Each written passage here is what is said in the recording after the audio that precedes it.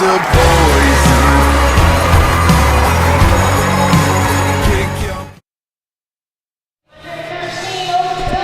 Good evening and welcome to the Toronto Rock Athletic Centre and your Ontario Junior Lacrosse League Game of the Week, fueled by Gatorade. Matthew Carrick and Jonathan Donville. Jonathan, absolutely nothing is happening.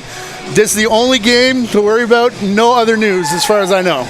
Matty, a lot of our fans have been online today. They've seen the Correct, news. Yes. We understand there's an appeal process that is still to take place. So we'll kind of leave it at that. You and I travel around Ontario all summer long, watching a lot of these games, and the goal is not to talk about stuff off the floor, right? That's not why we got into this. That's not why we love doing this. We want to keep the focus on the players, as it's been so far this summer, as it hopefully will be as we march towards the Mimico Cup. We appreciate our viewers, Matty, for sticking with us throughout this season, spending your weeknights with us. It means a lot to us, and we appreciate you doing it yet again, and this should be a good one. Amen. Nothing to add to that except for the fact that with today's news, Mimico woke up in third place. A chance with a win here just down the street. Orangeville and Burlington in action. If Orangeville loses, Mimico wins. The Double Blue are in first place. However, it is the yellow and black third jerseys of the Oakville Buzz going right to left away from Evan Constantopoulos with first possession here as they bring it down, and you'll get a good look at one of the leading scorers, number 14, Will Sheehan. He'll leave for Charlie Boone, the rookie here first. This is Sheehan, who crashes back in, a little yellow flare on his gloves, puts it back up top. Riley Ford's shot off of Nate Whittam and up and out of play. The officials did discuss John Vandergeest and Mark Sands and Kyle Coulter. Riley Ford, not related to Josh Ford. That was corrected. I was corrected last week. They were both fantastic in that game. A lot of movement here on the crease. Sheehan in across to Boone, and they call it off to a crease violation. Good look by Sheehan, one of the slickest players in the league. Secondary scoring is going to be the story for this Oakville team. Sheehan's been great all year. Brian Jackman's been solid as their kind of second guy there, but there's no doubt about it. They need to find more goals in more ways. One of the biggest omissions for Oakville, no Jake Wright in the lineup tonight. For Mimico, no Justin Tavares as they work it down to Kyle Waters. First good chance for Mimico out of the way. Yeah, and fans who may or may not have seen a lot of Mimico this year, one of the biggest offensive groups you're going to see. Waters and Dudomain, especially on that left side, and also a lot of 21-year-olds on this team. This is a team that's built for a deep run. They've been one of the best teams in the OJLs year long. A lot of size up front. Xander Durkatz up top here to Jake Dawick. He'll cut the corner in front to Jamison Steele, another rookie. Kind of mirror images of the two teams where you've got a whole ton of veteran guys on the visiting bench of Mimico and a lot of rookies, especially up front on offense for Oakville, who are about to go down a man as Finn Thompson shoots. Too many men call here on the breakout for the Buzz. We've talked about it throughout the summer, but look for Finner to be aggressive on this power play. A guy who likes to feed the ball, as most great players do. Looks for his own shot a little bit more. I like how they play him at the top of the power play versus the shooter. Really gives them the option to kind of shoot or pass here. And he's got a lot of different releases. We've seen him opt for that bouncer cheese, top cheese, throughout the summer on the power play. Constantopoulos in the goal presents some problems. Not a lot of net to shoot at. You really got to pick a good spot. Ryan Clark, I'm not sure the in-home, the player who's going to serve anyways, just signed out of Huntsville, a junior C player, now signed with the Oakville Buzz. Dudomain up top, low shot, Evan Constantopoulos. Buffalo Bandits draft pick from the most recent draft, making the save. And this is something else we've seen from Mimico throughout the year, a dominant forecheck. They accomplish it in a little different ways. We've seen this from Beaches as well, which is really Firth and Palmer, kind of a one-man show, creating turnovers. Mimico does it by committee. They get on the cross-check, force you into the boards, and they can create a lot of turnovers, and they score a lot of goals off it. Surprised you didn't mention Finn Thompson when you mentioned all the big boys in that offense as they try to go quick stick back to Alex Roussel on the crease this time. I was thinking more of the lefties, but you're absolutely right. Thompson on the big side, Justin Lee on the big side, and Roussel, number 3, plays bigger than he is right here. Got the ball again, elects not to shoot as he'll bring it back out with 1 minute and 5 seconds remaining on this power play. Dudomain and Finn Thompson. Bit of a hidden ball play although it's right up top. The no-look pass to Roussel, trying to return it back to Isaiah Moran-Weeks. Bounces away. Thompson, a couple fakes before the shot comes through. And Constantopoulos makes the save. Rebound here for Eric McDonald, nearly picked off. That's Nate McDonald, Dudemain, providing the high screen. Sheehan going to go one-on-one here with Angus McDonnell. His younger brother Aiden not in the lineup tonight either for Mimico. You're right. That little skip shot nearly got under the arm of Whittam. There's not a good sign if it's your goalie and you can see him really trying to squeeze after the ball's in there. That's an uncomfortable position for a goalie to be in when you're not fully sure where the ball is. That was a nice save. Sheehan is so dynamic. Thompson wheels off the top, goes around the screen from Lee, shoots off the back of Thomas Bagnall. That ball goes up out of play, and only a couple ticks left here in the power play. Yeah, Roussel getting back to watch the guy out of the box. Smart play by Mimico, so we're back to even strength here. Thompson put it in the corner, now cuts through, shot. Constantopoulos, another save. Mimico 5 shots on that power play. Roussel over for Dudemain. His low shots hits off a leg. That's Eric McDonald, who elects not to chase it down. Going to go off for a change here, and probably feeling it a little bit. Good eat. Don't rub it. Roussel to Dudemain into the corner. All of that on the shot clock of Mimico, which is down to 5 seconds. Moran-Weeks takes it, and Constantopoulos stands in again. A good sign if you're a fan of the Buzz. I think Moran-Weeks is a guy who's been important to this team. Might not get the recognition he deserves, but will get the recognition he deserves as we progress deeper in the summer into the playoffs. Just gives him a different element. Is also an older guy with college experience at High Point University. I really like his game. Twist shot from Ford as he cut through. Whittam forced to make his 4th save of the game here, 5 minutes in. Minor games going on next to us. We saw the U13 Hawks and their coach Blaine Manning forming the victory tunnel. Looks like some Brampton Excelsior fans taking in the game down here as well, as a skip shot from Finn Thompson hits off the Oakville goaltender. You know, a lot of the same trends that we saw in the Beaches game that we called last week, Matty. Oakville sitting back in the hole, allowing those outside shots, a big goaltender. It's a good strategy. You know, one thing that I didn't mention last time is when you're so tight like that, it does make it hard to get the loose balls because you're in tight. So when the ball bounces out to the boards, it's harder to contest them. And we've seen Mimico with a significant shot advantage. We saw the same thing in Beaches last week. In their last 4 games, they've hit 80 shots, 8-0 or more twice in their last 4. From the outside, Waters breaks the ice. Yeah, a matter of time here before this one went in. 5.5 into this game. The shots unofficially here, 11-4. Waters, one of the old guys, or the 21-year-olds on this team, a great seal. I believe that's Campaniti, sets the pick, and then Waters reaches around and then pulls it back. That's really in the wrist to pull the ball back to the short side at the last second. When you give up these shots, it's only a matter of time before they start going in. Obviously, they had to kill a penalty in there, so the shots, throughout the early going, a little bit twisted, but a bit of a trend here. Ben McIsaac across the timeline, picked up that face-off. Jogging in after it, Jacob Keller rolled just too far, and Oakville will come out with it. Here's McAlpine. Sheehan trailing the play. McAlpine finally with the matching shoes to the jerseys. There you go. 1-for-1 color there, right on the money. Only took 11 games. McAlpine from outside. By the way, speaking of name bars, how does Sheehan not have one? I know this is the 3rd kit, but let's go here. Just wait till someone checks out, hit the name on the back of his jersey. Won't find anything there, and we're right back to the drawing board. Dudemain has help coming off the bench. Justin Lee puts on the brakes. Now it's back into the corner. Dudemain looking for help. Waters will step up, throw the pick. Now rolls towards the crease. 5 of the shot clock.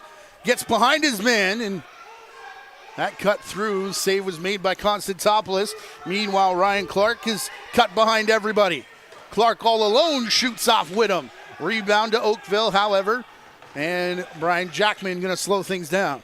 Yeah, Jackman, a real skilled guy. We saw him with that one-handed behind-the-back loose ball earlier this month. One of the more skilled plays we've seen, frankly. Speaking of, Xander Durkat scored that between-the-leg shot. So some skilled guys up front here. Here's Jackman. I was just about to say when Turcats touched it, speaking of skill plays, big hit in the corner.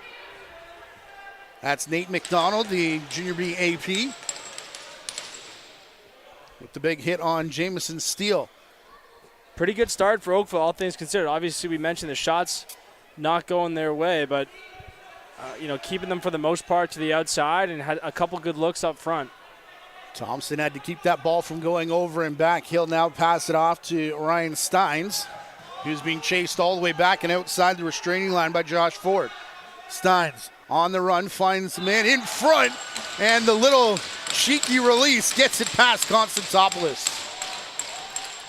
A great play here from Ryan Steins. If you've been following with us, you know this, so apologies for repeating myself, but he's an American player, plays his college ball at Utah, was, I believe, the ASUN Player of the Year for the Utes this year. Just kind of beats his man. I think Oakville may have created a little bit of offense for them, kind of sliding upfield, more of a field lacrosse term, but kind of fitting for a field lacrosse player, and Steins and feeds it in to Lee. A pretty slick finish by Lee. If Lee can score when he's playing with Finn and all these good lefties, if he can finish, that's really going to be an X factor for this team, especially on things like the power play. He's going to get his looks as teams have to play Finn so tight. He's an X factor. He's a guy who can play all over the floor. Mimico fans are familiar with him. One of many of these players who've been around this team for a long time. He's a good player. The other storyline to keep an eye on, I know you said we're not going to focus on off-floor stuff, but trade deadline and roster deadline coming up. Finn Thompson into the corner here. Couple additions already for Oakville. We talked about Ryan Clark. Number 20, Eddie Farid, signed out of the waiver pool.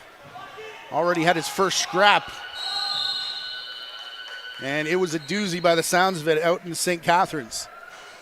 Yeah, St. Catharines sending Noah Snyder today to Six Nations in a deal as well, kind of kicking off trade season. Actually, that one happened last night. Noah Snyder played and I think got 3 points. Yeah, he did. Started off for the Arrows, with a bang for Six Nations. I think the BC deadline is a little bit later typically than Ontario, so this kind of starts trade season around the country. Obviously, a lot of east-west movement. Expect to see some of these guys out in BC and Alberta at the end of the year. Finn Thompson, the corkscrew shot. Konstantopoulos with the save, but then the big steal. Thompson gets it back. Shoots again, and another big save from the Oakville goaltender. Yeah, I was wondering how much east-west movement we're going to get at the deadline, because there's a lot of teams who believe they're in it and believe they were in it before today. Yeah. And, you just kind of wondered that they don't want to give up their veterans, who are normally the guys that see graduating seniors who would go. So you may have to look to a different province if you're trying to add. It's muddy for sure, and I think there's a few reasons for that. Especially with what happened today, not exactly a clear team at the top, but there's also no negative outlier on the bottom. Right. It's not atypical in a junior A season to see a team with 0 or 1 wins as Barker gets a breakaway. It's Barker behind everybody. Waters doing his best to try and catch up, but Barker all by himself has ran through the crease and will touch up to get the stop and restart. On the subject of the East-West, Coquitlam is really putting together an impressive season out west. Jack Cast, their goalie, it's a name to know, had a shutout earlier this year. Goodness. Has been really effective out there. They host the Minto Cup this summer, so obviously loading up. Pat Coyle's back on the bench. Lacrosse fans are familiar with his resume, so whoever gets out of Ontario has a couple good teams waiting for him. Lee back across, Campanini again. We'll put it down low, and a big hit there to knock Isaiah Moran Weeks into the crease.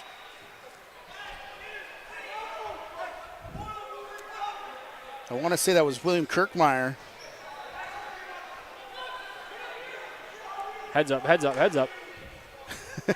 Pitt coming off the bench. Here's Sheehan. Can you tell him an O guy? Yes. From the outside. Dancing around, no room for Riley Ford. Trying to create some, got run over. Ball still up for grabs with the shot clock going to go here against the buzz. As Sheehan picked up, he was expecting a reset. I think that was the right call with the no reset there, unless I missed something. I didn't see any shots. I didn't see possession change, which I think is what Sheehan would have asked for, but I agree with the 3 officials. Veteran crew today, as we said. Dudeman will go up to Campaniti. Big high step, then the shot. Bounce just past Lee, then Campaniti as well. Barker has it again, and again they're looking down floor. Bagnall's there, but so are two Mimico defenders. Oakville had some numbers there. I didn't quite realize that they were open, but Mimico got away with a little bit of a lazy change, I think. Jackman outside. Steele will set the screen as it comes across the Durkats. 5 on the shot clock. Durkats shot past the screen. This one's going to bounce all the way back to Dalek, and McIsaac gives him a little bit extra afterwards. Yeah, I think if you're Oakville here, the question is, how can we just get some good shots? Maybe we're looking for A shots. How can we get some B plus shots just to test the Mimico goaltender in there? A really good start here by the Mimico defense. But pucks on net, so to speak, is not the worst strategy. Dudamine sends that one in onto the Oakville net. Bagnall to Jackman. Keeping one eye over on the Mimico bench where Finn Thompson was going for a walk back and forth a little bit. Seen a couple guys already in the direction of the trainer. Very hot past couple days here in Ontario with heat advisories. As Sheehan backs into pressure, under 5 on the shot clock. And Bagley did a good job to stop his man. Now back down the other way. Vincent on the run. His shot goes wide.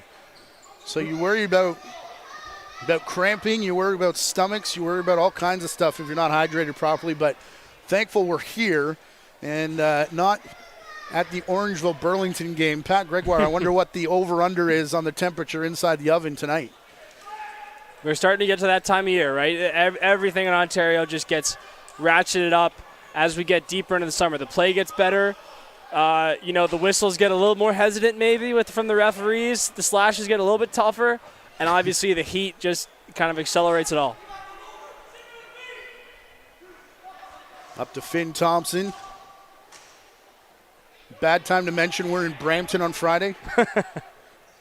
Thompson, skipper from up top. That goes in, and Constantopoulos will jump on the rebound. Sticks come up between McDonnell and Eric McDonald. I think they're only going to pull out Aiden McDonnell here. Angus, the Dallas Stars draft pick.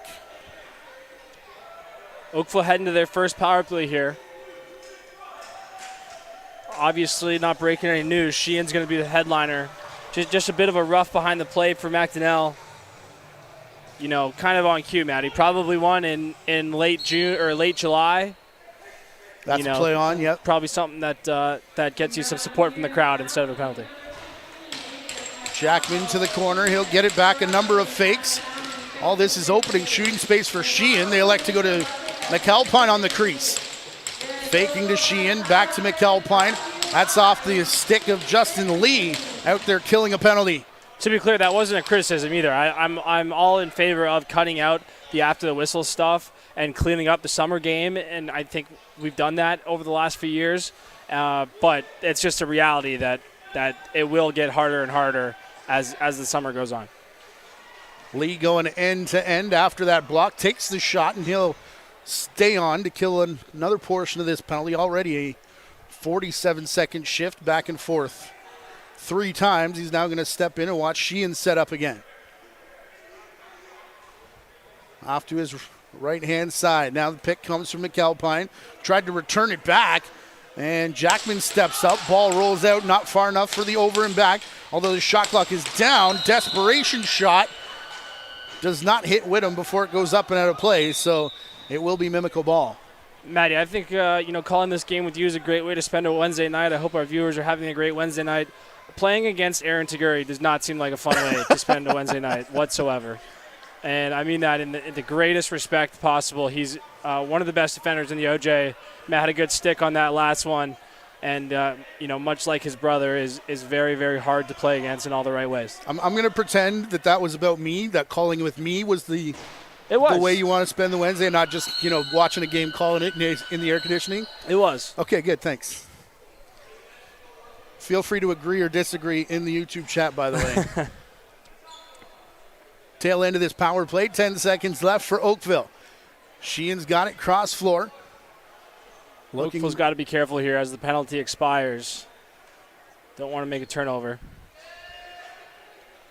McDonnell will come back in as he's back on the floor. Sheehan saw it rim to the net, bounced around in the feet of Whittam. He's pointing down floor where McDonnell is gone, but no room for Vincent to get it down there with only 4 left to go in the period.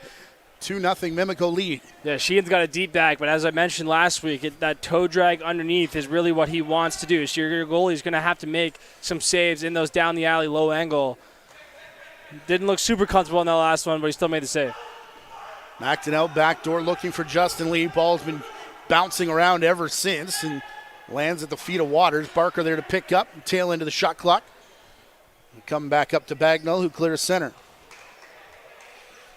Pardon me, that was Cody Merritt, not Barker, on the loose ball. Riley Ford out to the far side.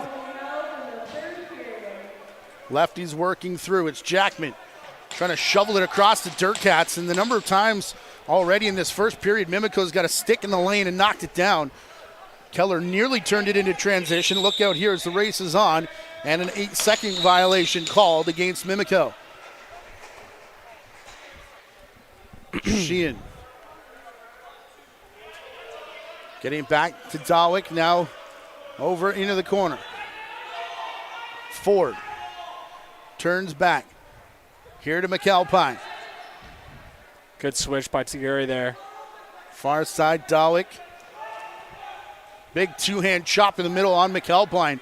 Arm of the official goes high. Mimico's going to go back to the penalty box, and it comes via shot clock violation, but it also comes at the tail end of a long offensive shift for guys like Dawick and Sheehan, who do play a lot on the power play. Matt, we've talked about a lot of the adversity that other teams have faced around the league. Mimico went through their own patch recently. They were 6-0, lost 3 in a row. Kind of out of nowhere. The offense went real quiet there, especially defensively. They looked excellent this year. Having a wake-up call for a good team, not the worst thing in the world. I'm sure they'd prefer a little bit more production offensively throughout the first few minutes here, but they've dominated this period, no question about it. Sheehan to Jackman, his twist shot off the foot of Tiguri. Over into the corner, he's chased down by McIsaac. McAlpine behind the back opens the shot for Sheehan, who scores. And now our viewers will be treated to the best goal song in the OJLL. Do you know what this is yet? No. I did some homework and found out. Okay. Take us through the replay, and then I'll fill you in. Good play by Jackman. The key is really, they get it fished out of the corner. The key is this behind the back pass by McAlpine. Pretty slick play by Jackman to get it there. BTB. Sheehan goes worm burner, underhand through the 5-hole. Squirtle saxophone. Okay. All right. Could have given me 10,000 guesses, and I wouldn't have got there. Big Pokemon guy, Jonathan Donville. Big Pokemon guy. Here's Dudemain. Working it outside the fan, and shots showing 19-7 for Oakville, but just 2-1 where it counts. Really not indicative at all of the story. There's a couple of shots there from Mimico. Dudemain will pull out of the crease after collecting another loose ball. And these are the ones that, even if they don't score here, it makes a difference in the third period, right? It's just good seal there. Dudemain on the run, sidearm shot, and cleanly caught by Constantopoulos. Just so solid in that net, man. Even the last time we were here against Beaches, a low-scoring game, came down right to the wire before Greg Palmer scored. Here's Dirkats to Sheehan. Dirkat sets the screen. Sheehan to the cage and bounces it just wide. They do call it a reset. McIsaac in there looking for Mimico, as is Tiguri. McDonald ties his man up. Big rugby scrum forward, and somehow Tiguri still has it. Backs into pressure, turns and fires. Oh, man. That was going to be supersized Happy Meal stuff the right Happy there. Meal. The burger was on the fry or the griddle. Could practically taste the French fries, just couldn't quite finish it off. I'm going for ice cream after this game. There's going to be no burger, man. It's too hot. Dirkats from the outside. McAlpine. We're down to 30 seconds left here in the period. Dirkats goes back across to Jackman. Late change coming off this Oakville bench. to the crease. Jackman with a couple defenders on him. Whittam picks it up, and the bench calls timeout. Yeah, we said we weren't going to talk about the news because we want to talk about more important things like the best post-game snacks in the box lacrosse. It has to be the large freezy, the foot-long freezy. I don't care if you're 4 or 40. Those things will always hit the spot here. So you're trying to stir up social media today, man. Goodness. 20 seconds left here. Mimico power play, or Mimico 6-on-5, excuse me. Obviously, they're going to hold it to the end. We saw Oakville last week play these pretty straight up, not try to shut, at least not to start on Firth. I would probably expect that to be the same on Thompson, but what we did see last week was Barker especially really reading the play well and being quick to jump whatever action they had. So I think look for probably more of that from Oakville. They're going to hold their spot until the play starts and then try to be aggressive kind of at the last second. Out of town, Orangeville and Burlington tied 2-2. Of course, that one has bearing on this game. And Peterborough Lakers 3-1 on top of St. Catharines after the 242-kilometer trek, the longest you can make in the OJLL this evening. Campanini will start with the ball back in Mimico territory. Net empty as he carries it across center to Dudemain. Thompson getting worked over in the middle. 10 on the clock. Now they go into the corner. It's Waters. Plays on here. A lot of collisions. Finally, Thompson works out with it. Sidearm picked up by Constantopoulos. Still with time, but not enough to get to Sheehan or the net as our first period ends. 2-1 for Mimico. Yeah, good luck there for Finn. That's all you can really hope for on a 6-on-5. A good save. This game has been extremely similar to the one we saw last week. The question is, how long can Oakville play this style, sitting back, allowing the outside shots? They got to clear it better, but obviously 2-1's a good score against one of the best offenses, best teams in the league. It'll be interesting to see how this one plays out over the next 40 minutes. As you said, pretty much all Mimico that first period. Scoreboard doesn't show it as it's only a 1-goal lead. You're watching the Ontario Junior Lacrosse League Game of the Week, fueled by Gatorade. Second period comes your way in 9.5 minutes.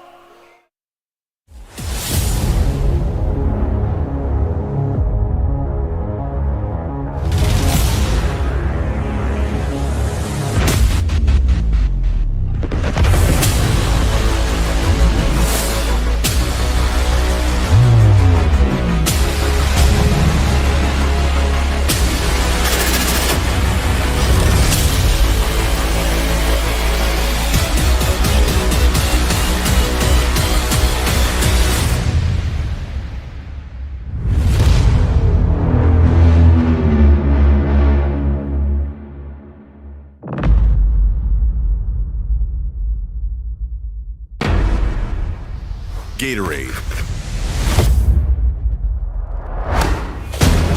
With electrolytes to help replenish what's lost in sweat, carbs to help fuel your working muscles, and fluids to help you hydrate. Scientifically formulated so you never stop competing. Let's go, raise up one time, go get it, it's yours, let's shine, come on. Rehydrate, replenish, refuel. Gatorade.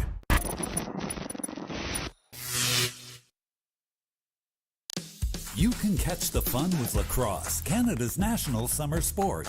Everyone can experience the excitement of lacrosse, where fun meets fitness and friends are made. Lacrosse is one of the youngest organized sports children can play.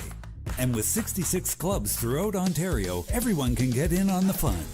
Visit playlacrosse.com. Our interactive map will help you find a lacrosse club in your area. Join the Ontario lacrosse community today. Ask a parent before going online.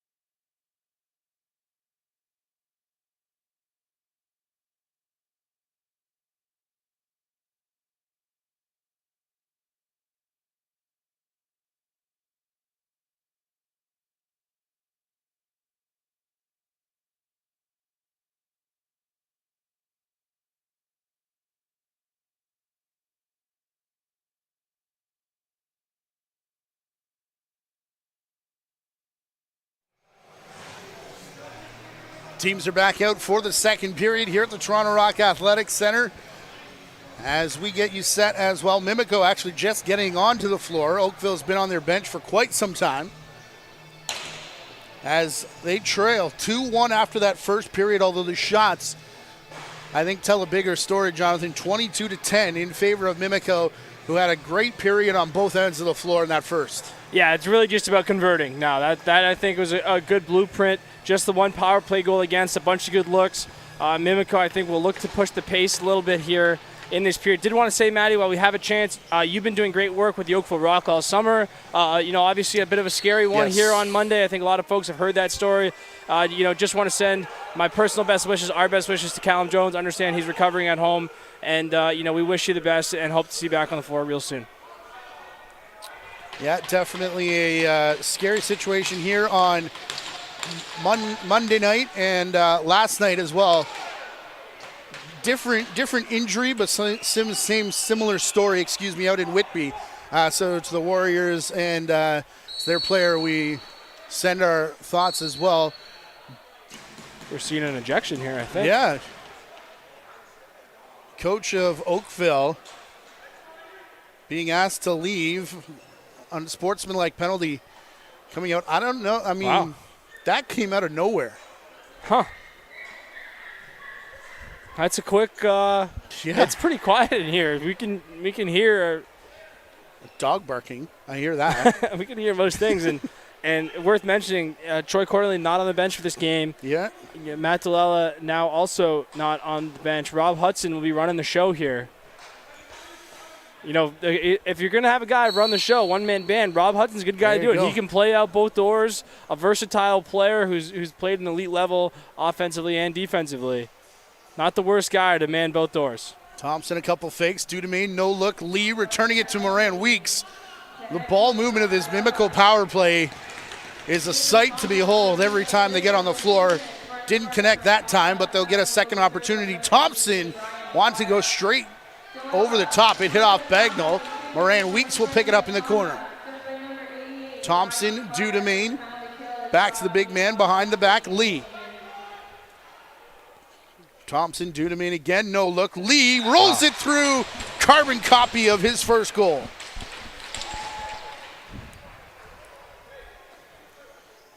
Big offensive players with slick mitts is a good combination. Lee's going to give it up to Thompson, over to Dudemain, and then just a little bit of a cut here. Lee does a good job of just staying in there. Just quick wrist, just flicks it under the goaltender. Worth mentioning on the subject of the coaching, Tanner Thompson also not on the bench, a two-man staff tonight for Mimico. If Dean George or Jeff Ivey get kicked out of this game, then we got a kind of a Braveheart coaches matchup. They're dropping like flies. I still don't know what that was about. I mean, it was quick, unless something was said beforehand. Like I said, Oakville was out a bit before Mimico, so unless they were looking for the, delay a game call, just walk behind us and go over and ask. Here's Steins. Thompson rolls to the crease after the pick and didn't connect, so that's the easiest save that Constantopoulos will make tonight as it bounces into his crease. Eric McDonald leaves here for Sheehan. Down in the corner. Jake Dollick. Always have to make sure now that I'm calling those MSL games, I got the right Jay Dollick involved. Good set piece there by Oakville. That was schemed up for Jackman the whole way. Goes for the behind-the-back shot. Good look. That's what they need. More of those good looks. Triple team and the ball carrier strips it. Aiden McDonnell pulls back down facing Barker. The return pass. Vincent's shot saved. Bounces right back to McDonnell, though. From the seat of his pants, tries to go to Vincent. And it's going to drop down in front of Matthew Kirchmeier. Vincent, one of the many Syracuse guys in the league. You can tell exactly who they are because of those orange mitts. They stick out. If you're a Q's fan, they stick out in a great way. If you're maybe a fan of a different upstate school that wears red and is right up the road from Syracuse, they stick out in a less great way. Which one would that be? Can't remember. Okay. Jack McAlpine. Shot forced high and up into the screening. Here comes Begley. Speaking of, the nice yellow mitts from gloves, Begley. yes. Drexel Dragons. No problem with those. Out from the corner, Moran Weeks. Justin Lee has popped out of the pile. I think Waters wears purple ones. Although this is due to Maine. Waters might have switched them up tonight. They look a little bit darker than normal as that one bounces into the crease. Yeah, Waters plays his college ball at St. Joe's, one of many Canadians there, many very talented Canadians. Guy Levi Anderson just graduated, playing in the PLL. I think is going to have a long career in both professional leagues. Yes. He's a grown man, has been for a long time. Levi Virch, another very talented Canadian. Torrin Ecclestone this year. A lot of good players. Why do they have so many Canadians? Well, in part, their coach Taylor Ray, one of three Canadian head coaches, in the NCAA tournament this year with Matt Brown and Gary Gate, really, one of the leaders of the Canadian lacrosse and the field game especially. Lee into the corner. Thompson pushes it through Caponini. Moran Weeks there setting the screen. Thompson cutting through, and again they can't find him. That's twice that Thompson's been alone on the top of the crease. Barker now being swarmed by that Mimico triple team. Already got one strip out of the way. This time they'll get the 8-second count. Another chance for Finn Thompson and company. Thompson behind the back to Lee. Reaching through, looking for the hat trick. Thought it might have been in, but boy, it looked good. Save. It looked good from here. That long reach, when he can reach it around the goalie in tight, really special. You're talking off camera about Dan Dawson. He's a guy who really did that for a long time. Reached around goalies in tight. Lee has the ability with his height to do a similar thing. Whittam stands his ground against Sheehan. Had it roll into the left glove. Too many men called the game.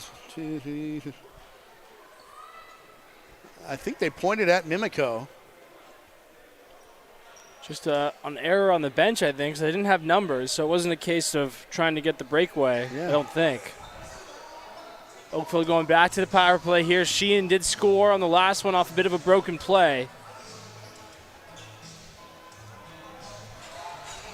For Rob Hudson, you got a lot to figure out now. You got to figure out who's going out the back door, what you're running on the power play, what are you doing for the time.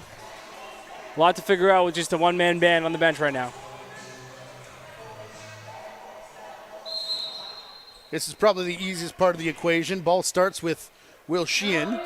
It should probably get back to him, too. I mean, we're joking about it, but it is true. Your best players, let him shoot.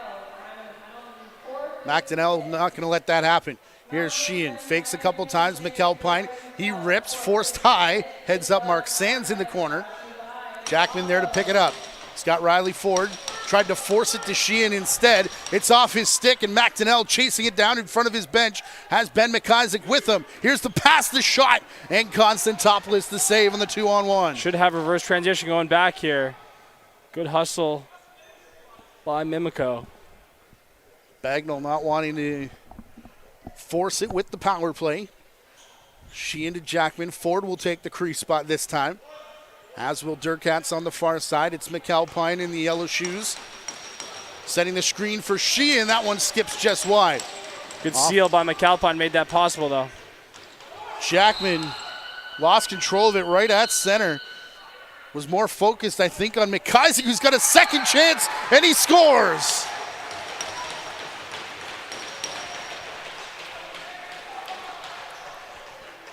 We've talked about it throughout the summer, the idea of winning the whistle, being ready when the restart happens. We have quick restarts now in the OJLL. Credit to Mimico that the first guy who ends up scoring doesn't even look for the ball. He just takes off. I think, is that Vincent Matty scoring the goal? He didn't even wait for the ball. He just took off, let the man behind him scoop it up, threw it forward, headmanned it, win the whistle, and Mimico steals a shorty here. And it feels with the goal differential, every goal that goes by, Oakville needs one soon. You don't want to let this thing it's at 3 now. When it gets to 4, 5, 6, just with the game flow here, feels like you might be in top. So next goal feels big here. Well, I think with the two defenses that we have here tonight and the goaltenders, we knew that goals were going to be hard to come by. As we look at Dawick right on the crease, he got drilled, and Mimico's going to go to the box here from the outside. Sheehan's shot Off the end boards, Constant topless. Should go right away here. Making No the sense long in run waiting to for the the bench. 6-on-5. Here's Steele. Sheehan heads up. That one up into the private box. Yeah, if you want to know what it feels like to play against Aaron Taguri, ask Jake Dawick right here. Right there. Not so fun. No. Not as fun as listening to Squirtle saxophone and the nice air-conditioned upper deck here at the Toronto Rock Athletic Center. We only got you one play count tonight so far. 14 shots from Oakville, but as you said, like the two defenses that we've got tonight and goaltenders, we kind of knew that goals might be hard to come by, but at the same time, when you have good goaltenders on both ends, that they tend to be tighter scores as well. So I wouldn't say that either team. Yeah, I think if you're Oakville, like that last power play, Bagnall pulled it out to wait for the power play. I think just tell them to go. It's been hard enough. Mimico does a really good job in getting in lanes and getting their sticks into gloves, disrupting passes and shots. You're kind of playing with a little bit of house money. You're already down. You need goals any way you can get them. I get you don't maybe want to get up and down with Mimico and all their firepower up front, but you're going to have to take a chance at some point. Well, perhaps right here, Barker's going to be the safety valve up top in the 5-on-3. Jackman to the crease. Gets it back.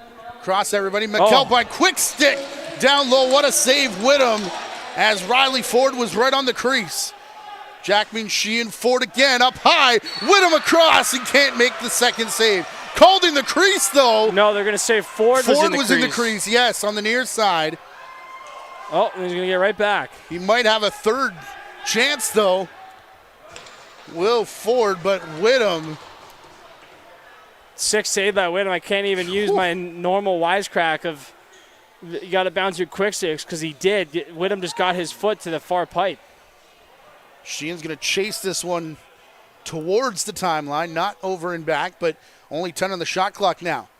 Out of the corner, Durkats took a chop. Here's Sheehan. Goes back to Ford, his third time the charm.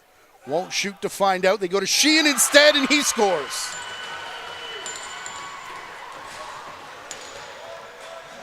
I like this release from Sheehan.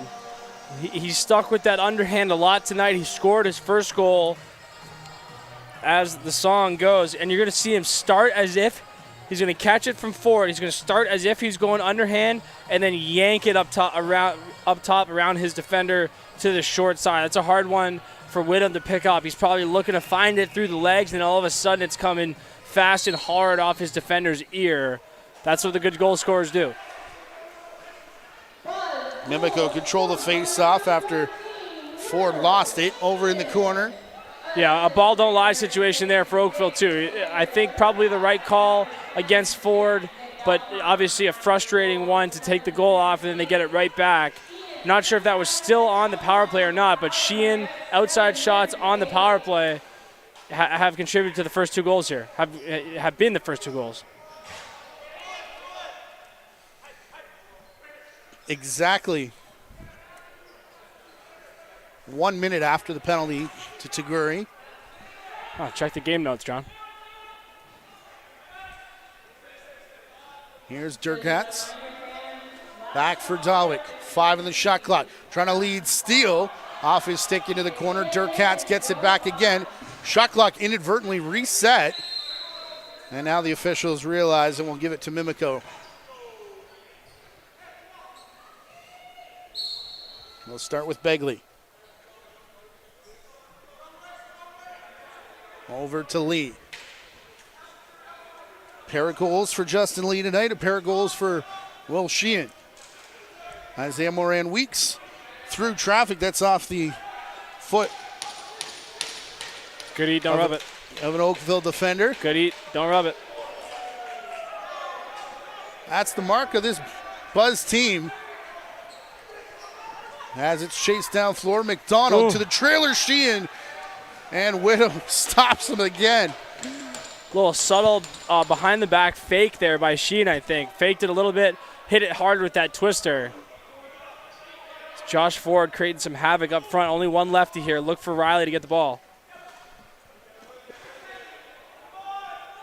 Into the crease of Whittam. Boy, that was Durkats again on the BTB. That kid's got a bag of tricks. Josh Ford held up. Yep. We got a tie up underneath of us, and even more coming in is Braden Pitt gets up to get in the face of Josh Ford. Aiden McDonnell wanted in, as did Taguri. Meanwhile, Konstantopoulos had the ball back in his crease. Well, that's a good way to stop the scuffle from happening. Just get play going again. Ford from the corner, around a screen. Ball popped out, however. He's got to go back to retrieve it. All the way up top, Sheehan. Shot clock count sounds like it's down on the floor with the official. And crease call after the whistle. Jackman took an extra one, and we're going to meet and discuss again. The best post-game snack conversation continues. Good DJ too. Again, these guys are on point. Let's get ready to rumble. They had it right on point.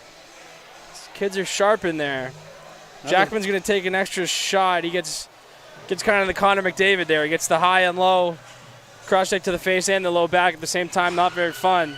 Aaron Taguri going back to the penalty box. If you want to know how fun it is to play against Aaron Taguri, ask Brian Jackman. Long list. Oh, wow. There's the crease. He may have gotten out. Pretty athletic play by Ford, actually. No video review. It would have been interesting if that one would have stood. No doubt. Had the flag been thrown, but I can say from experience, being in the crease when someone else scores is the worst feeling, and having it get called. It feels like you personally are like picking out the ball of the net. Whittam's going to have to do it as Charlie Boone comes in to score, and don't look now, but Oakville within one. Well, isn't this how it happened against Beaches last week, too? The offense comes alive in bursts.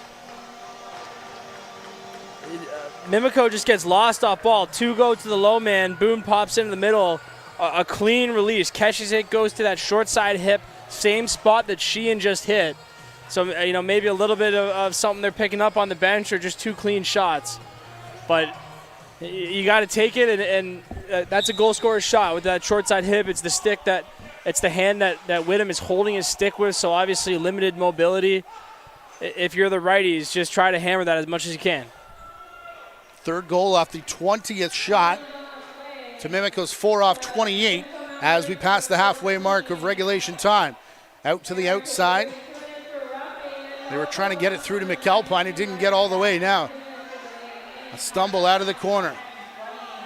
Big swim move, looking for help. Durkat's not going to get it to Dawick in time for a shot.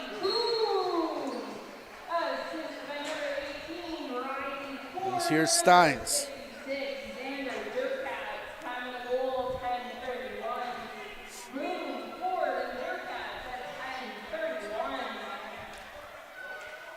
Out of the corner, Dudemain up top, Waters tried to drag it past the defender, and Cody Merritt steps up, much to the light of the YouTube chat. Meanwhile, here's Ryan Clark headed down and shoots just past Whittam. Good hustle by Dudemain.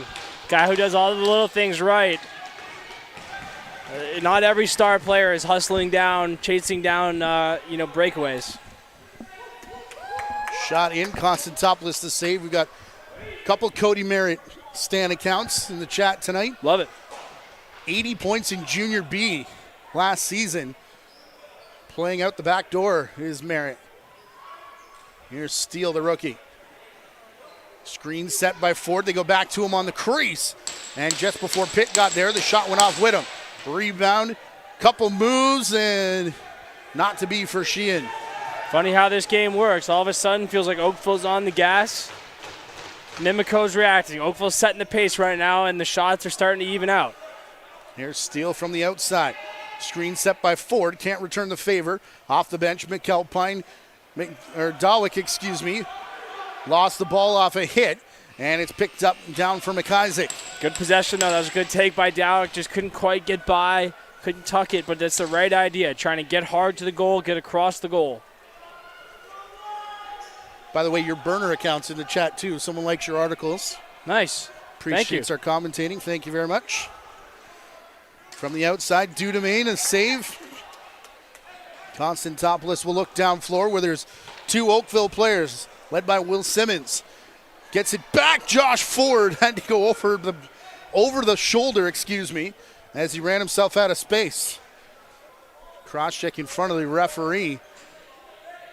Bit of a conversation as Sheehan gets back up. Will Sheehan over the top on the run, and Whittam has just had his number here in the period. Yeah, Whittam's been sharp here. I mean, Sheehan has gotten 2 on him to go, but Whittam's been good in this little mini run by Oakville, weathering the storm a little bit. Finn Thompson puts it behind the net. Isaiah Moran Weeks will now walk out. Around the screen of Aiden McDonnell and Waters. Wow. Quick stick, Nice save. Thompson. And the big man, Constantopoulos, to his right, as you said, to make a big stop. Thompson to Waters. Moran Weeks. There's the pick all the way around for Waters, and he says it's in. Yes, it is.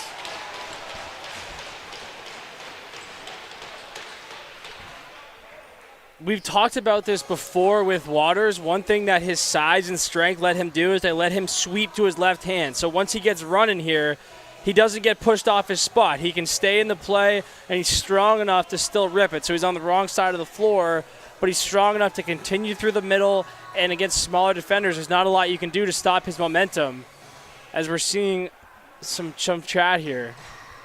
You know, Matty, you mentioned the chat. I've been thinking about my post-game snack comment. I'd like to add a few more to the list. I'm all for a few more snacks. Go ahead. Pizza from Iroquois Park in Whitby. Oh. The pizza, yeah. You know, the real ones will know, but the Pizza Nova, I believe it is now, really solid. Slurpee and a hot dog from the 7-Eleven in Orangeville.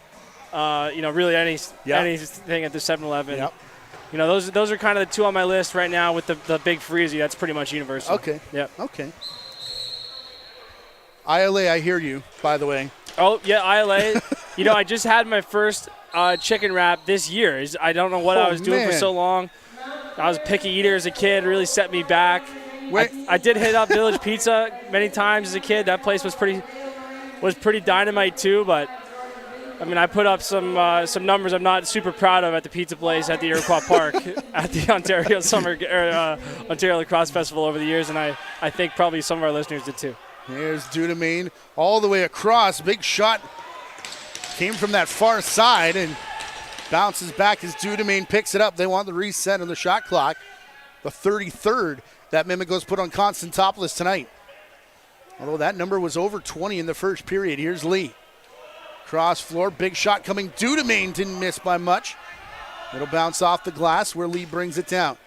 12 to shoot. Dudemain does, Caponiti. And that one just up. I'll throw the food from the Blue Goose in there too. Blue Goose, okay. Blue Goose. R.I.P. Speaking of deep cuts, real ones will know, but yeah, I enjoy the food. And I was going to go Mimico pea meal, which okay. You still never had one. Donnie. our listeners are turning off the game. We'll get back to the action here. Whoa, nearly a big hit from Ford. Billing will run it up. Thompson to the outside. 4.5 to go here in the period. No timeouts taken in that first. Oh, sorry, Mimico did take one for last shot. As Lee brings it out of the corner. 10 now to shoot. Justin Lee finds Finn in front. And the bouncer off the end boards. Moran Weeks initially stopped the transition, but Kirchmeier has a man coming out the front door. Had to stop and wait for the ball. Dirkat's a number of fakes. Look out, Thompson breakaway. All alone. Nice handle of the skip shot. Stops up, shoots past Bagnall, and Constantopoulos makes the save. One thing where Constantopoulos' size really makes a difference is on, that was one of those leaner floaters that we've seen from Thompson where he's trying to make it look like he's going left and puts it top right. With his size, he can just stay home on those. He doesn't need to kind of pick a side. He can just kind of play a quiet game and let the ball hit him. Now the big legs running off to the bench as there's a delayed penalty coming back to Mimico. Ford shoots over top of a big crowd. Only 3 to go. It drops in front of Sheehan, and he'll have no time to shoot, but ran into the check there of Nate McDonald. think Sheehan took a little one in the ribs at the end of that possession. If you've played this game, you know. Well, and they've been calling that. They've been calling that too. I wondered if McDonald wasn't going to pick up an extra. That might be the conversation over by the Oakville bench. No, I think they're just talking about the door closing on time. Aaron Tagari just poked his head into Sheehan. I don't think he was asking if he was okay, but you never know. Sheehan.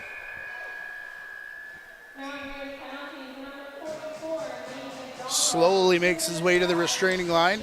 Part of that was because Jackman was just getting on the floor. McAlpine then lost it from up top. Oh, took a little bit off it. It hit the stick of Ben McIsaac and nearly fooled Whittam, who goes to the front door, but they had to wait up as McIsaac couldn't get there in time. I wonder if he got held up.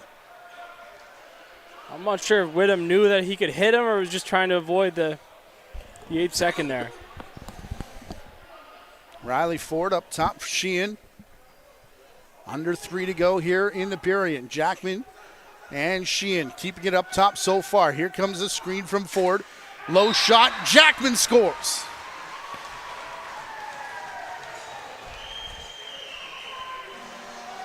Gonna have to see exactly where this went in. I think we're gonna have a pretty good look at this on the camera.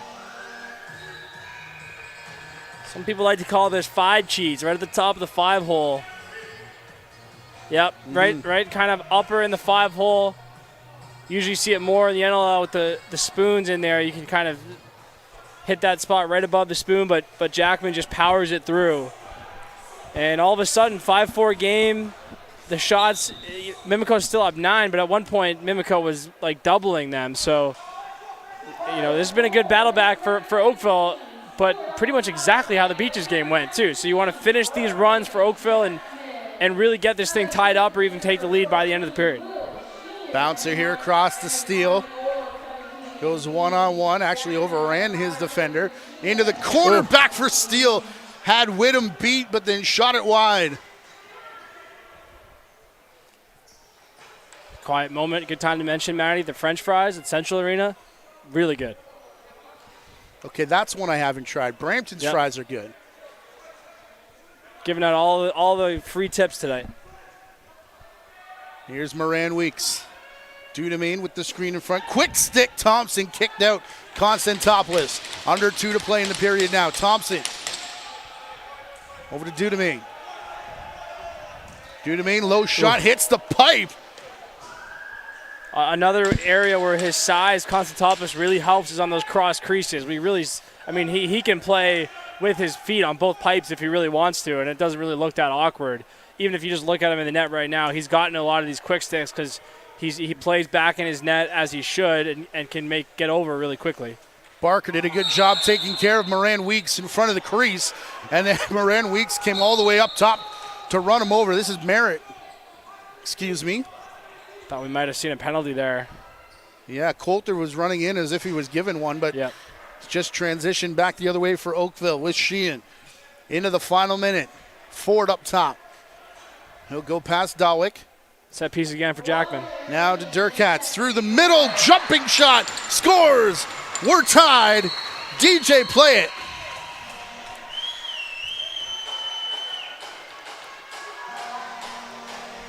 Another really good second period for Oakville here.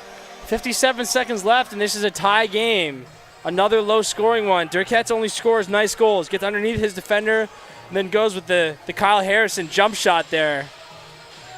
Tells the crowd, let me hear you. He says, DJ, let me hear you. And a penalty afterwards.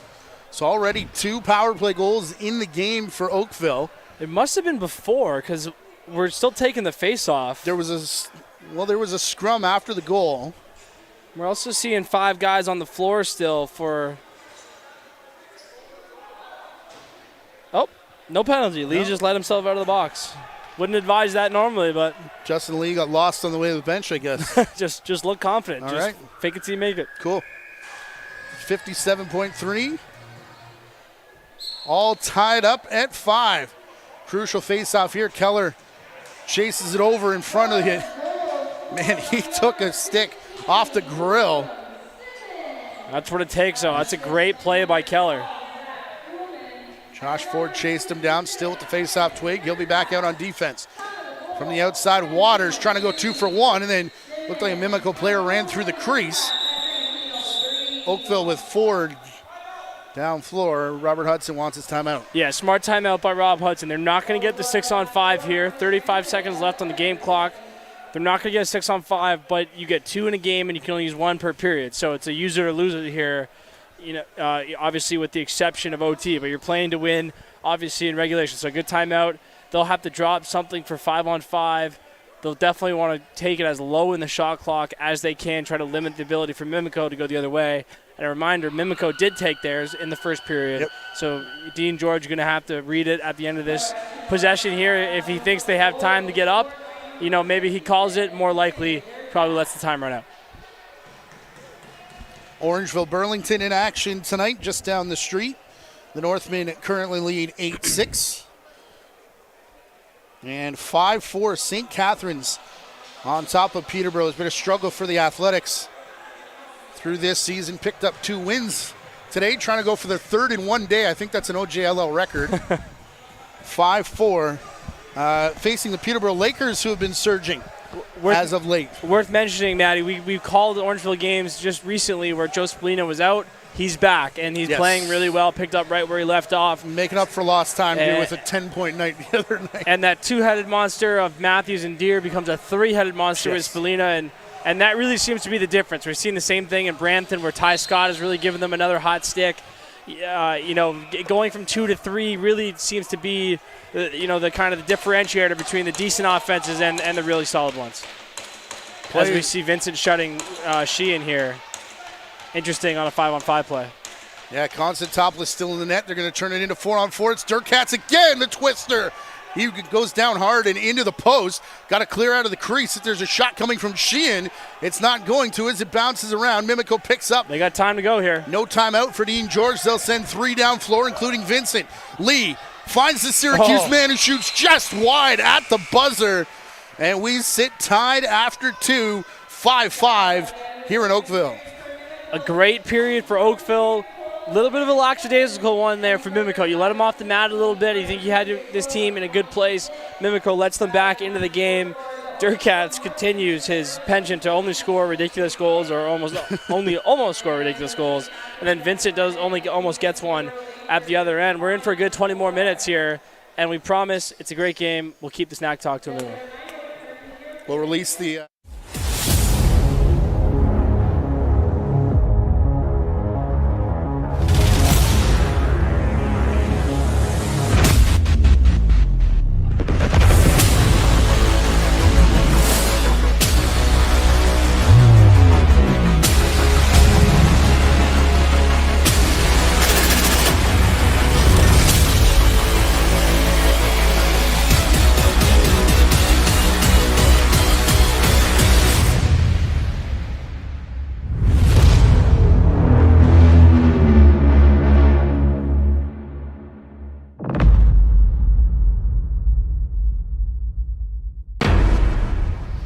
Gatorade. With electrolytes to help replenish what's lost in sweat, carbs to help fuel your working muscles, and fluids to help you hydrate. Scientifically formulated so you never stop competing. Let's go, raise up one time, go get it, it's yours, let's shine, come on. Rehydrate, replenish, refuel. Gatorade.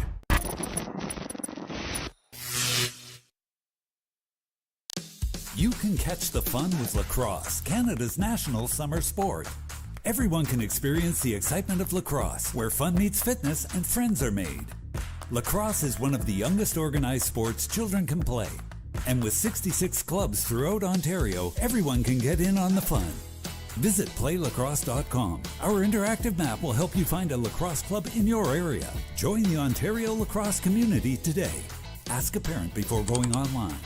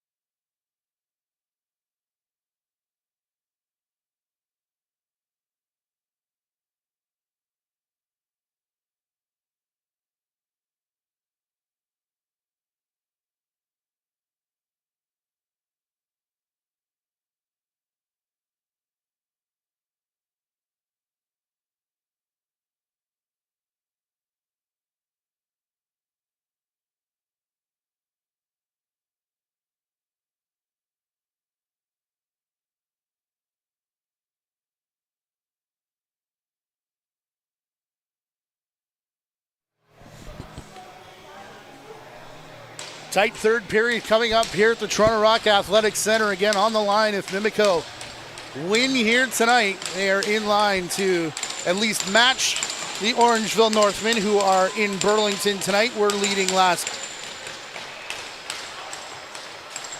check, still showing 8-6 there at the intermission for the Northmen. So first place on the line for both of those two teams as we're underway.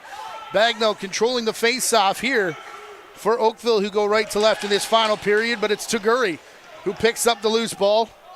Confirmed, no fun playing against him on a Wednesday night or any other for that matter. It's fun watching him. It's fun watching all these Absolutely. guys. Another, great game. Looks like it might be a bit of a Mimico blowout there a little bit at the start, but Oakville battles right back, and we got a big 20 minutes here. Waters stepped in the crease before the shot. Saved anyways. Go ahead. You mentioned it earlier, but Saturday is the trade deadline. Mimico's going to be in this thing. They're going to be buyers. They have like 10 fifth years. All of their best players are fifth years. So Mimico's going to be in. But teams like Oakville got to decide, are we selling? Oakville's probably going to be a seller. Some other teams in the middle. There's a lot of mud to figure out. Sometimes that can lead to weird things happening, teams selling who you might not expect it to be, or it can lead to like nothing happening because everyone thinks they're still in it. So a lot of possibilities here, but a lot of it is going to depend obviously on what happens in the next week, and then obviously what happens with Beaches going forward as well. And that's why I think we may see some moves out of province. Here's McDonnell looking for the cutter back door. Sure, if you can't get what you need, in Ontario, then you got to look elsewhere. Out and down floor transition for Oakville. Whittam the save on Will Simpson. Good look by Simpson getting up the floor. 5-5 tie here going into the third. Dudemain to the outside. Isaiah Moran-Weeks dancing around. He'll go over the top around a screen, but a nice recovery there. Kind of left Justin Lee alone, though, did the slide by Matthew Kirschmeyer. That's nice offense, though. Moran Weeks to Roussel, in to Lee. It's a deep offensive group. Everyone can feed it. Everyone can handle it. That being said, only 5 goals here. This has been a bit of a trend recently. This is a talented group, and for most of the year, a very potent group, but they've had some lower ones. They had 6 goals against Peterborough. Then they had the 3 against Whitby, so they've gone quiet at times. If you're Coach Dean George, you got to figure out how do we get going, how do we hit more shots. Well, that's what he said before the game. Consistency, playing a full 60. Some of these games, they looked really good against Burlington on the weekend, but the 3 before that didn't have a lot of energy. So it's about playing a full 60. Here's Waters. 10 to go on his shot clock. Look for Moran Weeks. He was all covered. Waters takes it himself. And the save made, Konstantopoulos. Look, it's hard. When you're an old team, you're fairly good as Oakville gets a break here.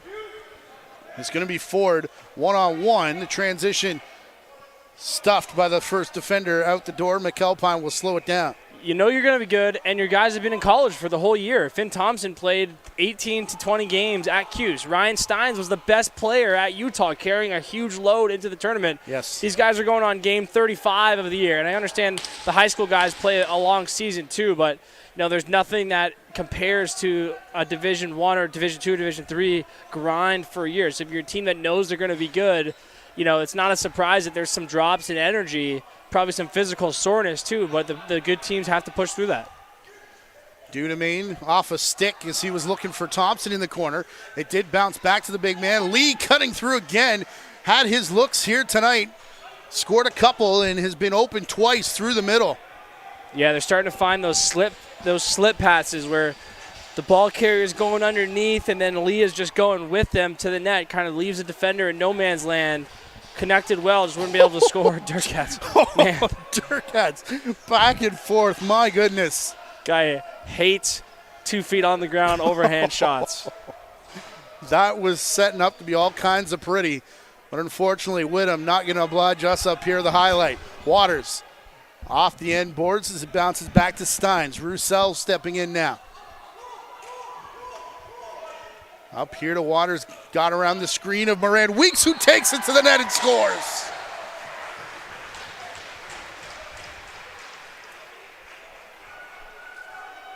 This is going to be in the coaching manual for how you teach the pick and roll. Moran Weeks gets a great angle on the back of his defender. And basically the goal is already scored at this point. Does a great job of running across the crease, increasing his angle. A classic finish there to get around the big goaltender. You know, you're taught, at least here sometimes, people say find a back. You know, find the defender's back, set the pick. I've been taught, you know, find the back pocket. As if they're wearing a pair of jeans, try to set it on that back pocket. Back of the hips. Moran Weeks does a great job of that there. Again, a guy who doesn't get a lot of credit. Something tells me that more people will know his name by the end of the summer. Keller up to Hobbs. Finn to Dudemain. You've been on both sides of the trade deadline as we watch Finn come into the crease when you were with Mimico.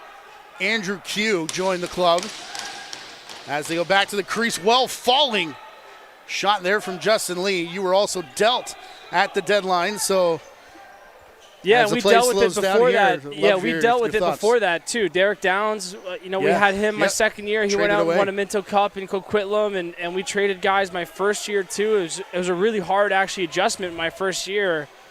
You know, losing guys who meant a lot to me. Oh, Sheehan crushed. Sorry.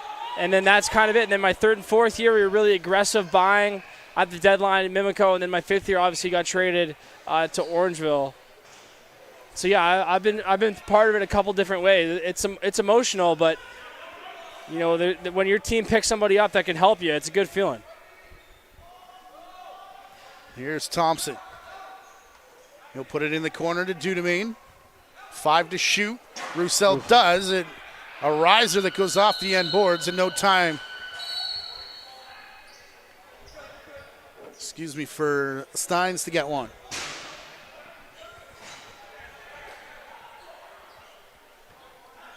Someone sound like they're slamming a stick on the Mimico bench as an O guy. It's a little bit like a pitcher. Don't punch with your pitching hand. If you're going to break something, don't break your stick. Learned that one the hard way this year. Jameson steals shot, handled by Whittam. As Mimico comes back, Begley will find Moran Weeks coming off the bench. Ask a D guy if you can use their stick and break that one instead. You need yours.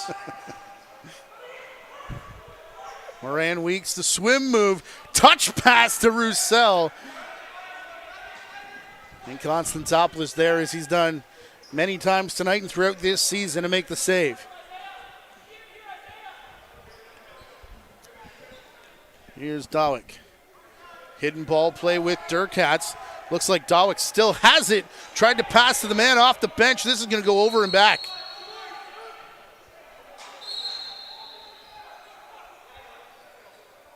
I heard someone yell far side.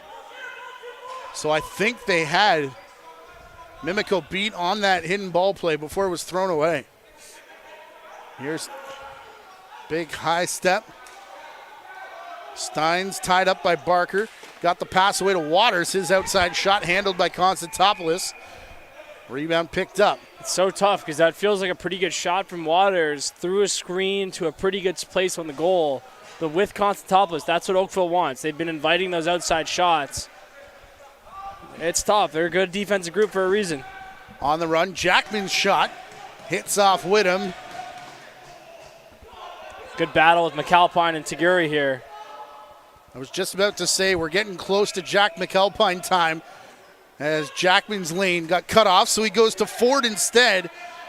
Riley Ford's shot handled by Whittam. Taguri picks it up as McAlpine had already run off the floor, but always seems like when Oakville needs a big goal, they go back to number 10, so keep your eye on those bright yellow shoes as we get down the stretch here. Caponiti from the outside. Another pick from Moran Weeks and another open look for Lee. It's tough when those looks from Lee go in. They look so pretty when he just taps the ball towards the goal. When they don't go in, it looks like he didn't realize how open he was. I wonder if that wasn't his stick the last time as he goes off frustrated again. Dean George in full coaching mode over on the bench. Tied up, the rookie Boone all the way up top. Big shot from McAlpine. Nearly right on cue. It's tough, right? Because if you're Lee, you don't normally get as many looks as the other guys, but that's one thing about being a a complimentary offensive players. You got to be ready for the night when it is your night. And he's had a bunch of good looks. I mean, he's scored a lot of them. He's been outstanding tonight. But it's hard for a guy who doesn't always get a ton of shots to all of a sudden be getting looks all the time, as Dudemain, who does get a ton of looks all the time, gets stuffed on the crease. Merritt crosses center to Steele. To the outside boards. Swim move here. Ford towing the line. Leans in. That's Jackman who forced Whittam into a save. Mimico has the rebound though. Ball loose out of the stick of Billing and dragged across the line. What a play from Braden Pitt, who now gets double teamed, taken out of the play right in front of that Oakville bench, but saved a couple seconds as Bagnell returns it across the timeline. Sloppy by Mimico, trying to use the legs, which not the worst strategy, but needs to just have outlets on this side of the floor, get the ball out cleaner. Durkatz tries to shoot normally, and it misses well wide. Yeah, don't listen to us, kid. Do what you do. He'll get a second opportunity. Looks it into the corner for McAlpine. 3 to shoot. This one goes well high and bounces straight to Taguri. 6-5 as we pass the halfway mark here of the third period. Shots also favor Mimico, 45-38. Isaiah Moran-Weeks to Finn Thompson in the middle. Same play, different body. On the crease, Roussel, his shot wide. Meanwhile, Thompson knocked down over in the corner right at the tail end of that play. Moran-Weeks directing traffic. He wants Dudemain to set a screen. Back door to Lee, he scores. Took a while, but Justin Lee has his hat trick. And this is why you don't break the stick, right? Just when you think you can't score, that's when you tend to find one to go. Lee's going to set the pick, and then a really nice pass by Morant-Weeks. Obviously, we've been talking to him up all night, but a nice look through, and Lee gets another one to go.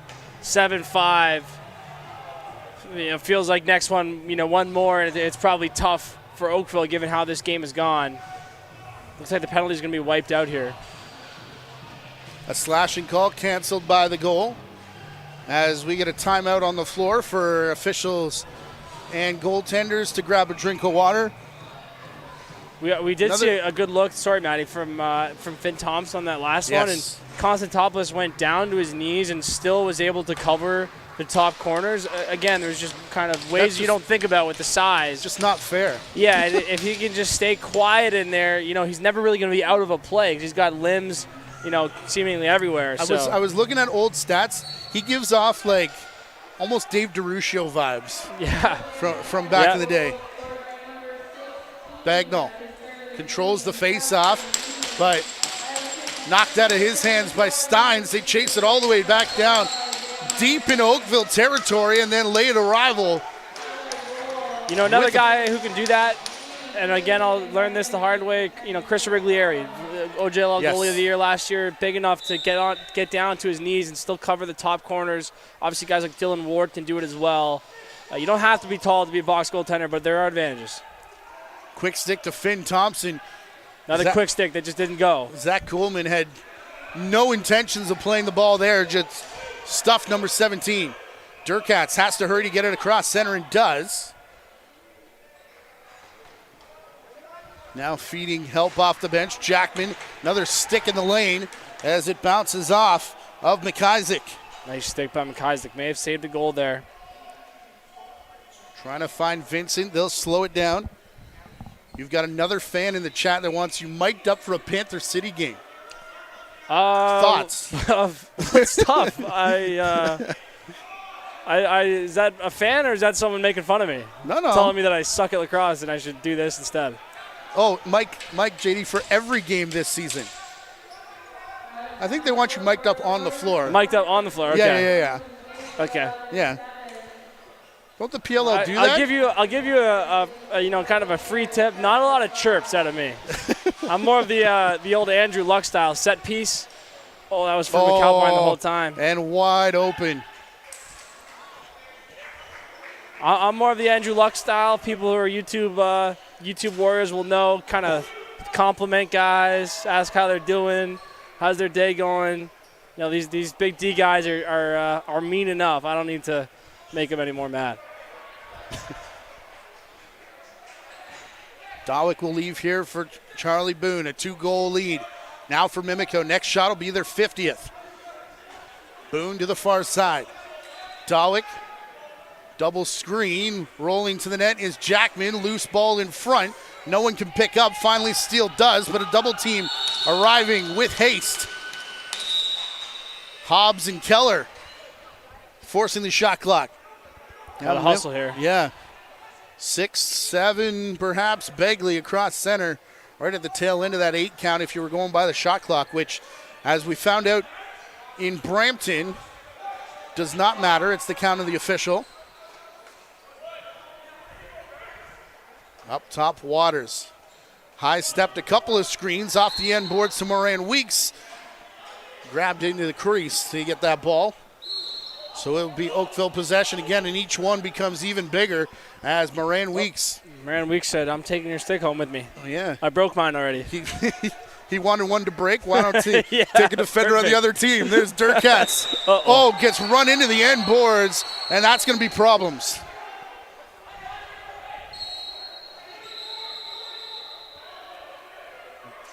One penalty coming up for sure to Mimico.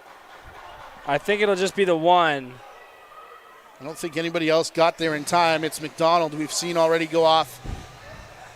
Yeah, I don't think McDonald was trying to smoke him there, but just got him enough in the numbers, put him right into the boards. That's a good call. This could be 5. He picked up a major on Saturday going after Alex Marinier, a 5 and a 2 late in that game. Did not cost Mimico the victory. Not to reuse the same lines throughout the summer, Maddie. We've seen 5s for less. I'm actually okay with that call being a 2, but we've seen 5s for less. Saxophone night here, I guess. I like it. Okay. Sheehan through Ford. Needless to say, big power play chance here for the Buzz. Lane opens up. Sheehan walks in, scores. 12 seconds it takes on the power play for Sheehan to get the hat trick. Good play design here by Rob Hudson. So with Sheehan at the top, the defense is going to try to play really tight. So what's one way to get rid of that? You just push them from the inside out. Instead of from the outside in, they're going to have both their crease guys come up, take the 2 top guys, push them out towards the boards, creates all the time in the room for Sheehan, and then he rips that twister. That looked basically perfect, right at where the ground meets the post on that bottom left foot. That's a goal scorer's goal. Only hitch there. Aaron Taguri nearly blew it up. Yep. Getting in the way down by the crease. Because of course he would, but I say goal scorer's goal all the time, Matty. I gotta be honest, I have no idea what that means. I gotta find a new line. I'll work on it for the people, but for now, goal scorer's goal. Have a chat when you're down in the States this weekend. See if anyone else has anything Any better. one-liners? Go talk to Ryan Boyle. He's good. Here's Dudemain. Halfway through Mimico's shot clock. Moran Weeks. Around the corner. Roussel into Finn. Dudemain all alone. Bouncer in between the legs of Constantopoulos, who falls over top of that loose ball. Kuhlman finds Jackman off the bench. Moran Weeks causing trouble behind the timeline. Buzz do clear it, and quickly up. Down goes a Buzz player, and this does not look good. Ugh.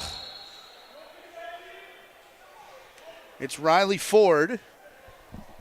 Like an ankle. Which, not putting any weight on the right foot, but if you've been around this game long enough, it looks bad, but ankle is better than knee, is better than some other places where you can get it, although we've seen way too much of this week already. Doesn't matter how long you're around it, Matty. It sucks every time. Yep. Every time. And feels that same pit in the stomach. Hopefully he's all right. Get the help he needs from the Oakville training staff, and the number of folks over the age of 21 goes from maybe one less with the trainer attending to Ford. Rob Hudson's the one-man band over there. Looked like she was already paying attention to someone else. shout out the trainers who are putting in extra hours throughout the summer as well, and their jobs get even more difficult as the season goes on, keeping players on the floor, on the turf. Yeah, especially those college guys like we talked about. A lot of those guys are coming back from school with something. Yeah. You know, they're grizzled vets at this point. All of our older listeners are laughing at me calling 21-year-olds grizzled and talking about aches and pains. But believe me, it's the real deal. Dawick can't shoot through McIsaac. So Vincent Mimico will get another opportunity here. Callum Crawford is taking a baseball bat to his TV right now, listening to me talk about 21-year-olds. Defender stick. Yeah.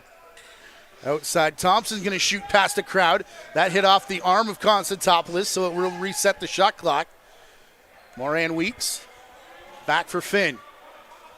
Justin Lee finds it back to his partner on that right side. It's worked to perfection, but still, I know Lee's got a hat trick, but Constantopoulos has had his number here. Jackman, swim move, twister, scores!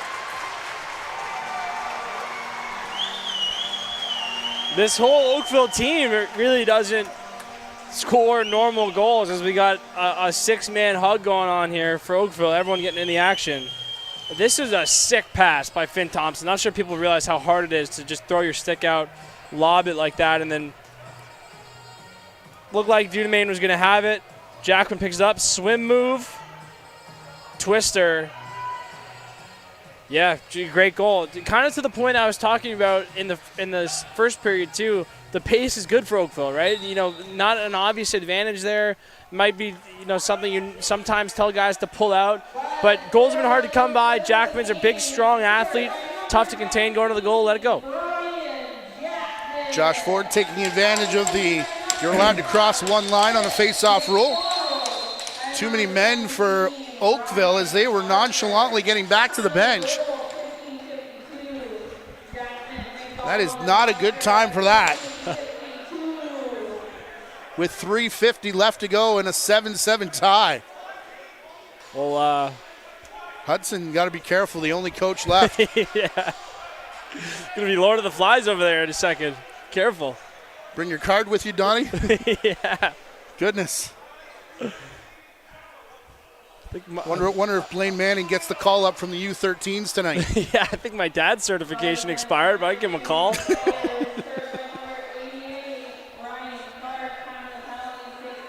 U13 Oakville Hawks in the house after an undefeated season. On the floor in the first period. Constantopoulos taking a sec to get extra water again. It's a warm one here tonight, but thankful to the schedule makers we're not down in the oven. This feels like Finn Thompson time. He's been fairly quiet as far as the goal scoring goes. They've obviously, you know, focused on him. He's found Lee a bunch of times, but it's a good time for him to look for his own shot here. Well, I said it last year. Thompsons like to score big goals at big times when they wear Mimico uniforms. Cross floor pass. Intercepted, knocked down by Ryan Barker. Thompson has it. Oh, that rising sidearm hit off the crossbar from Finn. Nearly on cue.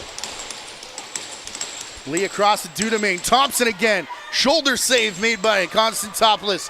Races on for it. Barker got there first. Three Mimico players, including Lee, Dudemain, and Moran Weeks, looking for the loose ball.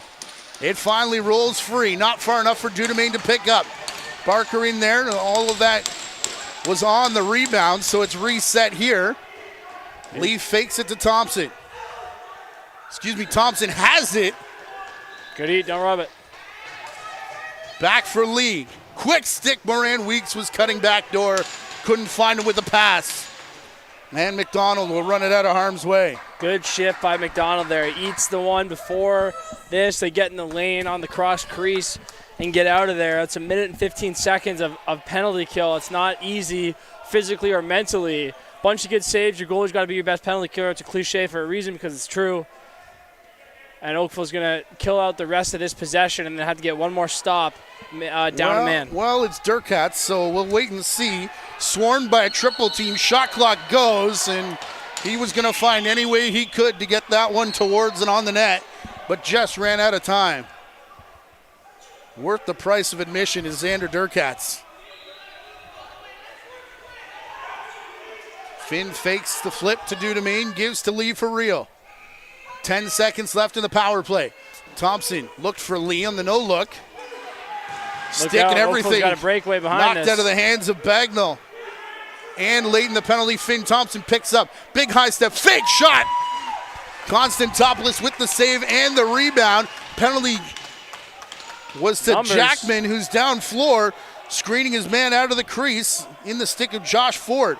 Wants to give to an offensive player, and pass doesn't connect. Numbers Minute now. and a half Vincent's to go. Running hard. Begley, McDonnell to Vincent. Back bouncing. Everyone steers clear of the crease. Tried to pass it back. Bounces off Begley. Only one there is Zach Kuhlman, who brings it across the line for Oakville. Begley and Kuhlman together. Jamison Steele turned inside and McDonnell. So he has to wait up, as does Jake Dawick. As we close in on the final minute of play here in the third period. All tied at 7. Dancing far side, Jackman. Steele picks it off the boards. Goes to the crease, sidearm shot. Saved by Nate Whittam. Big ruck here for the ball. Steele stick ends up in the corner. They were asking for a back in against Mimico. Ref's not going to oblige. 40 seconds left. Both teams have a timeout here as we head down the stretch. Surprised Mimico didn't go quickly there. Now they got to use the whole thing. 2-for-1's out of the question here. Oakville will get the last shot if they can get a stop. Finn Thompson. Up top, Dudemain. He's going to turn the corner, wrong side, still shoots. Save Constantopoulos. Back in the crease, and he calls timeout with 20.6. It'll be last shot, Oakville.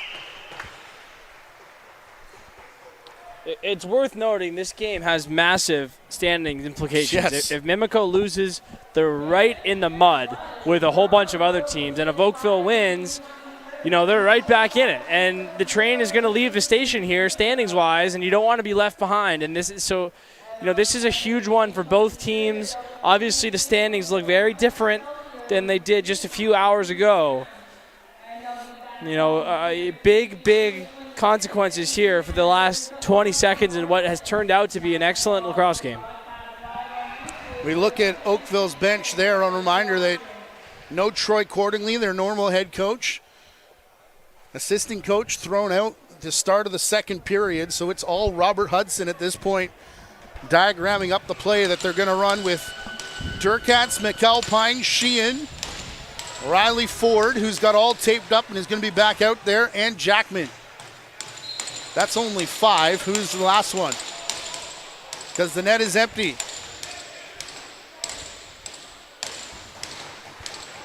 McAlpine, Durkatz, Ford. Look, good to see Ford back on there.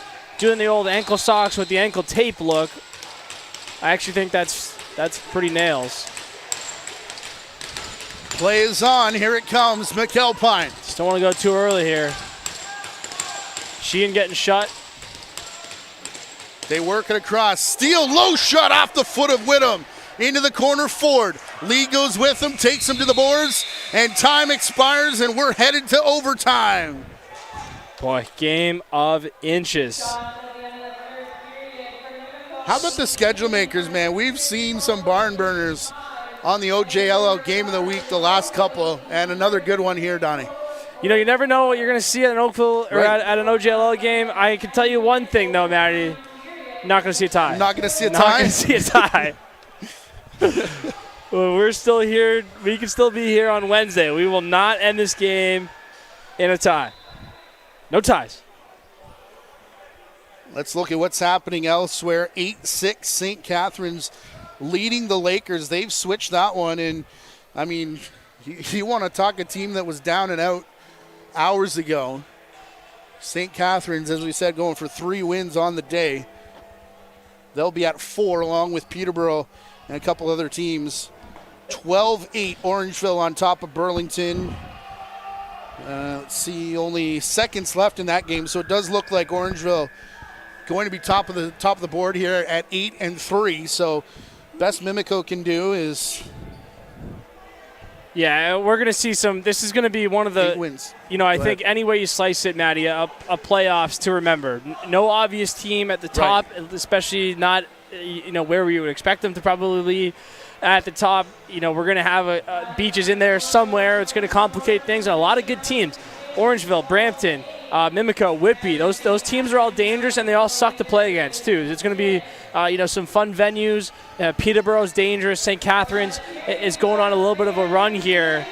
Well, and if you're a Mountaineers fan, earmuffs for a second, because a couple years ago there was the 8-1 sweep, which I think sort of ushered in this, any given team on any given night in any given series. We saw last year Orangeville 18-0. They ended up losing to Burlington. Yes.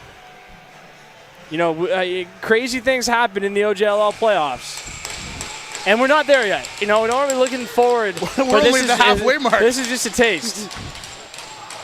The next month or so is going to be an exciting one. Sudden victory here, Matty. We should mention sudden victory, no ties. That's right. We'll keep playing until we get a winner. Bouncer down, intended for Ford after he won the faceoff. Taguri there to set the screen. It comes back for Keller. Which, by the way, I think is good. The only thing worse than a tie is non-sudden death overtime. It's silly. It's antithetical to overtime, and that's my TED Talk. Thompson to Dudemain. Back for Finn, who circled the crease here. Pass was intended to go back up top. Racing for it. Dudemain saves the possession, and then it's poked back by Bagnall.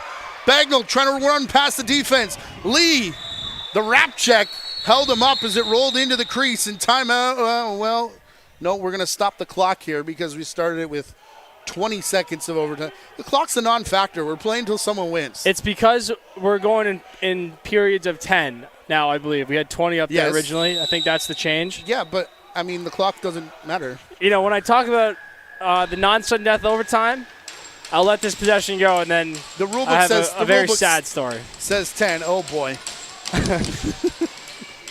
Dudemain. Down towards the corner. Moran Weeks was in the middle, got blown up there by McDonald. And now it's picked up Josh Ford. My last game of midget in Burlington, we lost in the Ontario Summer Games Finals to Orangeville in overtime by 5. 5 goals, and we lost by 5 in overtime. Goodness. Not fun. Not fun. McAlpine, Durkats, on the crease. McAlpine! Big time McAlpine does it again. Wow.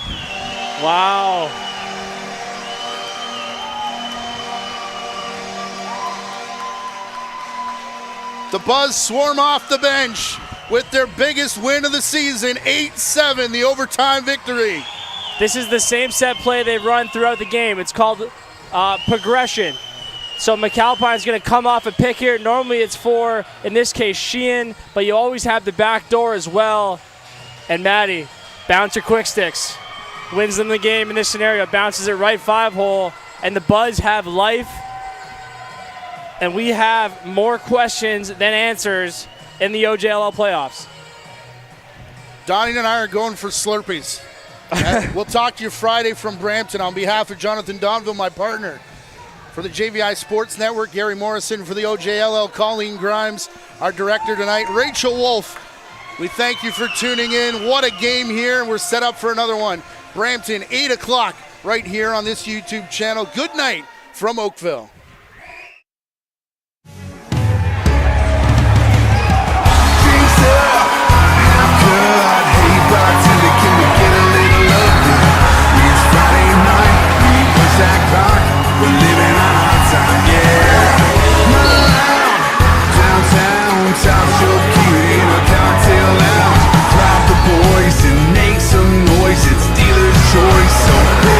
Place of poison.